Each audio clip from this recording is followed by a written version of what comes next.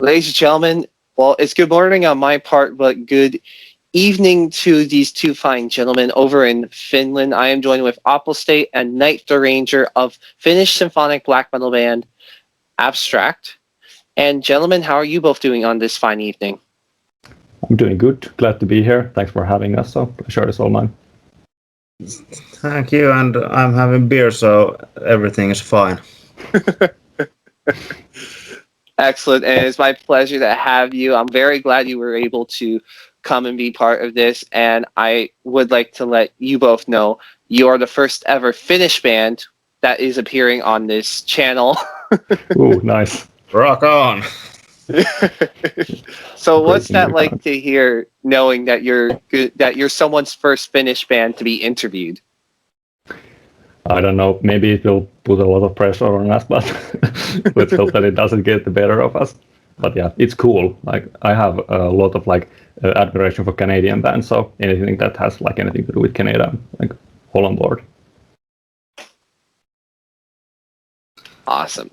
But we're here to talk about something greater than the fact that you're the first Finnish band. We're here to talk about your upcoming album, Uncreation, which is due out, I believe, very soon.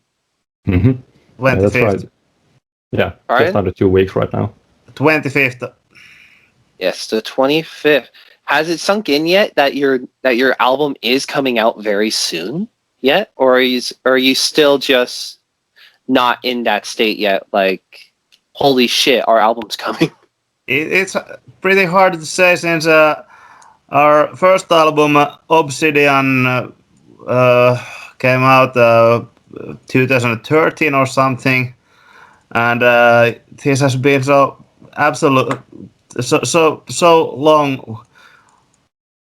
long path to releasing Uncreation. I still can't believe this is happening.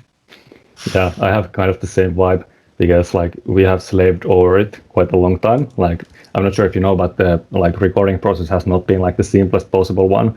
So there's been a lot of sweat and tears gone into this album. So it hasn't really materialized yet for me either that this is actually done and it will be released. So yeah, it's still a bit surreal for me, but I guess it will change in a couple of weeks. Wow. For you both personally, when it came to all the songs that were written and created for the album, for each of you individually, which one did you find the most difficult one or hardest one throughout the whole entire process to work on? Screaming for Vengeance. That was absolutely the hardest song for me. Its lyrics were so... I just completely ran out of ideas when I tried to write something for the song, but luckily Apostate helped with that song, but screaming was Via Dolorosa. Yeah, I have to kind of concur with that. That was probably the most traumatic one that we had.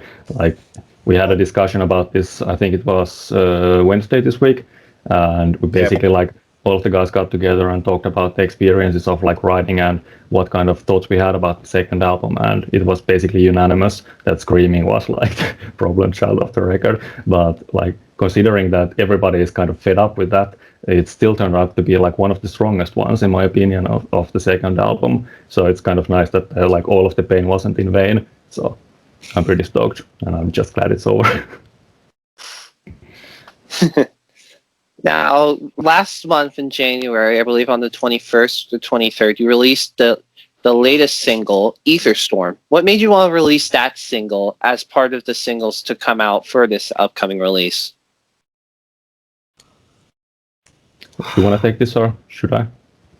I don't... We discussed as the whole band which song we do want to publish as singles, and Radiant Darkness was an easy choice, but I can't remember how we ended on Ether Storms. Yeah, I think it's one of the, let's say, more driving songs. I would say there's not a lot of build up and it's kind of straight to the point.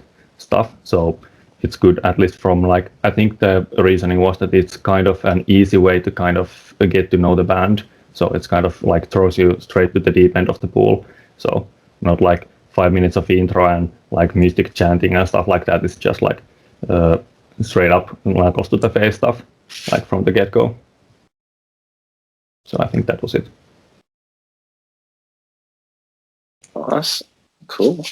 Now, as I mentioned earlier, you guys are a Finnish symphonic black metal band. Now, here in Canada, we don't have very many symphonic black metal bands, but over in Finland, is there an overpopulation of that kind of a band, or are you one of a few breed that's out there?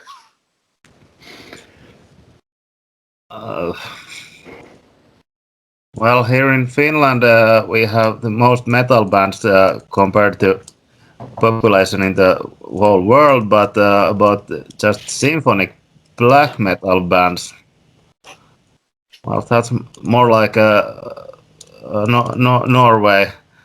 Norway's thing, but well, yeah, I don't think the scene is at least like overcrowded by any means regarding like symphonic black stuff. I think it's like, yeah, I think we are like one of the few, or like I would say that there is like not a 13 in a dozen situation here. So it's kind of like, I would say at least like, I guess every place is the same, that like metal is kind of losing popularity in the like public eye, but like Night Ranger said, like we have the most metal bands per capita, so it's not like really dying out in Finland, but I think symphonic black is something that's like not that usual. Personally, for you both, do you think that the genre will have a boom one of these days, where there'll just be a huge amount of black symphonic metal bands from all over the world? I think at least for me, it's tough to say. I don't really see that there's a huge boom going with like symphonic black. At least for me, it's like the visible trends are like tech death and stuff like that, which I personally like very much. So I don't have a problem with that. But I feel like at least in like the mainstream media, the metal scene is kind of fading out, and there's just like EDM and rap stuff and things like this. So it's hard to say. Like at least in Finland, it's very like not super publicized. Like what's up with metal stuff? Like you have to like read signs and things like this to actually stay on track. Okay. Now, I'm curious to find out about this next answer. In Finland, is there a specific genre that the majority of the bands seem to be under, or is it just a widespread variety of everything? I would say it's quite varied. Like, I'm sorry if I kind of steamroll you, Night Ranger, so just like interrupt if you want to say. Yeah, but like from my point of view, it's quite varied. Like there's a couple of like big industrial names in the scene, and then there was a boom of this like glam metal thing and kind of this stuff, but that's kind of gone away. I think it was like 5-10 years ago or something. The glam metal stuff was a big thing, but yeah, I'm really like probably the worst person to answer this because I don't really stay on top of the Finnish scene that much, because I kind of get stuck with the same artists and same bands that I follow. But at least for me, it's kind of difficult to kind of stay on top of the scene, at least right now with the like last year and this year with the Corona stuff. So you can't really go out and actually like be part of the scene. So I just have to like try and scour Spotify and Bandcamp and things like this. So it's a bit more difficult. When I checked the artists of Tuska metal, Tuska open air, and there is something for everyone. It even if in Finnish bands, so it's very varied. Honestly, that is awesome to hear that there is a lot of diversity in the metal over in Finland. Mm. Now, I am curious about this next question I do have to ask. Earlier this year, we sadly lost a great Finnish musician in Alexi from Children of Bodom. Now, it was very hard over here for a lot of the Canadian bands, but I'd like to know how much of an impact did he really have on all of the Finnish metal bands? Well, Another founder besides me, Asul Koraks, started to play guitar mostly because of Aleksi Laiho, and even Abstrakt wouldn't probably exist without him. And it was it was very big new. It was every single magazine was full about the death of Aleksi Laiho here for a few days. It was a very big thing when he passed out. Yeah, I concur. Like basically, it's the same for me. Like the reasons why I've started playing guitar was Steve Vai and Aleksi Laiho, and Steve Vai was also one big inspiration for Aleksi. So it was a huge strike and like shitty ending to a shitty year. So yeah, it was a huge thing, and like I think nationwide, it has been like Children of Bodom has been a great inspirator for a lot of like metal bands, at least for people my age, and like well, we are not that far in age in the band, but like for our generation, he has been like a huge inspiration. So shit to see him go. Yes. May he forever rest in power. And now, off of Uncreation, I believe there is about 10 to 9 tracks, 9 to 10 tracks. Eight songs and intro and one short in the middle. One Interlude, I would say. interlude. All right. Now, out of all the 8 tracks, for each of you individually, which one are you the most proud of? At least for me, it's very tricky to decide. We tried to kind of discuss this as well on Wednesday, but like it's so difficult kind of choosing your favorite of all of these. I think there are like a lot of songs where there is one defining moment where it's like when I hear it, I'm like, oh god, this is fucking great. This is the one thing that I like. And then I hear the next song and then I'm like, oh, I like this one too. So it's really tricky to say like what would be the absolute favorite of all of these. But maybe if I had to pick one, I'd say the fourth song, The Great Chasm of Humanity, is something that's like, for me personally, it's fantastic. So had a lot of great experiences like in the composition process and during the engineering and recording stuff and things like this. So I think that would be probably my choice if I had to choose one. My choice would be Inferno, the seventh track of the album. Right. Pretty much same as Apostate. It's very hard to pick just one song. I love Uncreation. I love Great Chasm of Humanity. I love Etherstorm. But if I had to pick just one, that would be Inferno. Awesome. Now, yeah. I lost my question. Jesus. Great. It's Friday, it's allowed. No worries. Thank you.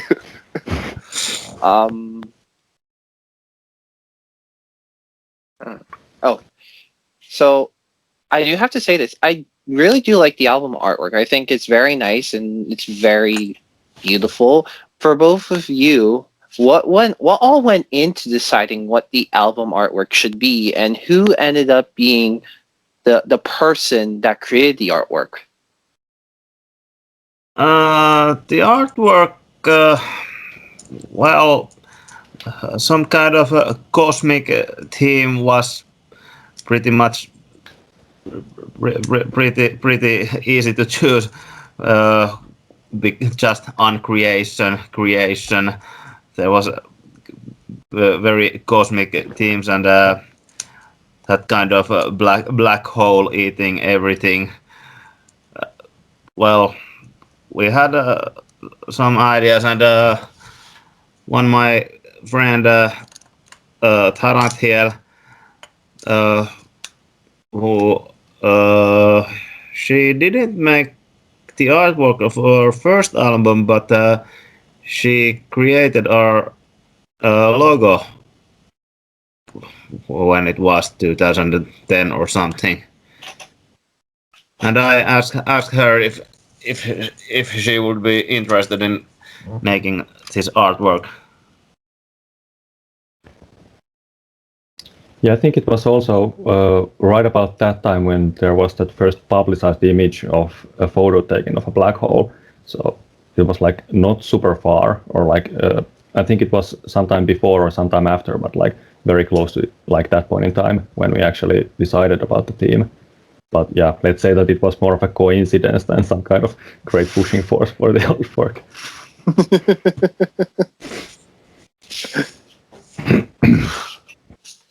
Cool.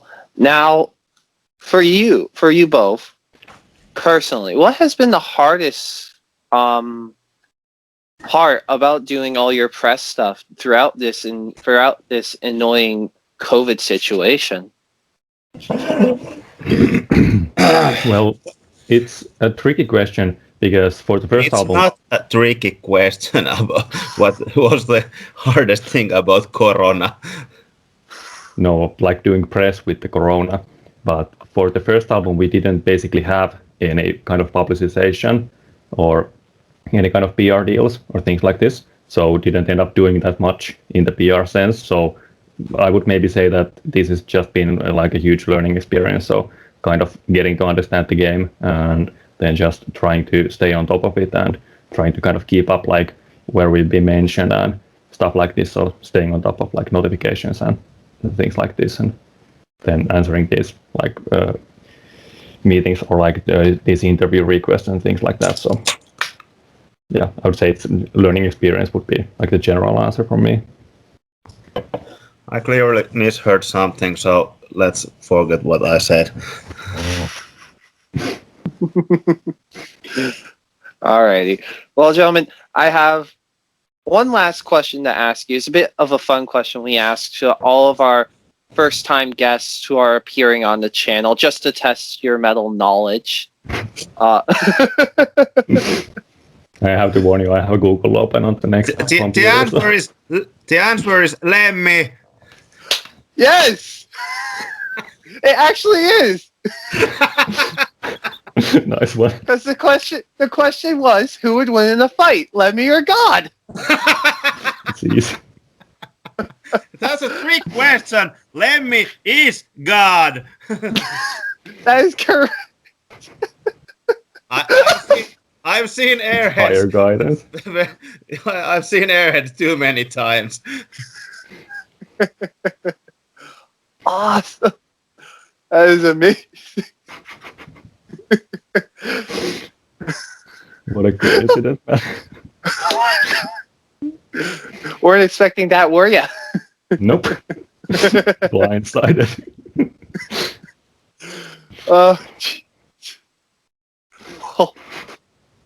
Well, Night the Ranger and Apple State, thank you so much for taking your time out of your busy schedules to do this interview with me.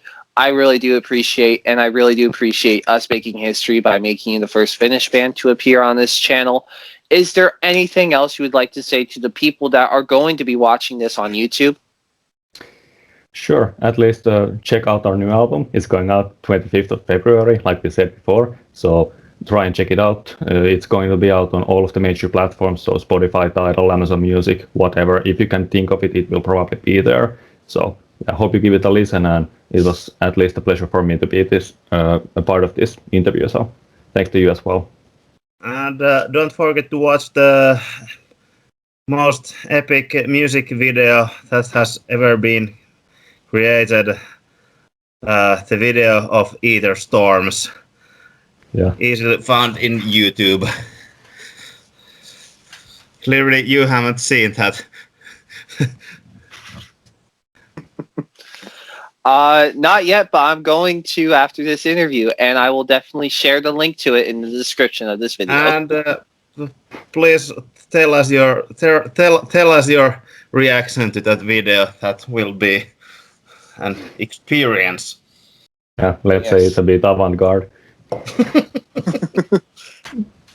Well, then I will definitely let you know my feedback from it. But again, thank you both so much. And until next time, everyone, keep on thrashing. Sure. Thanks.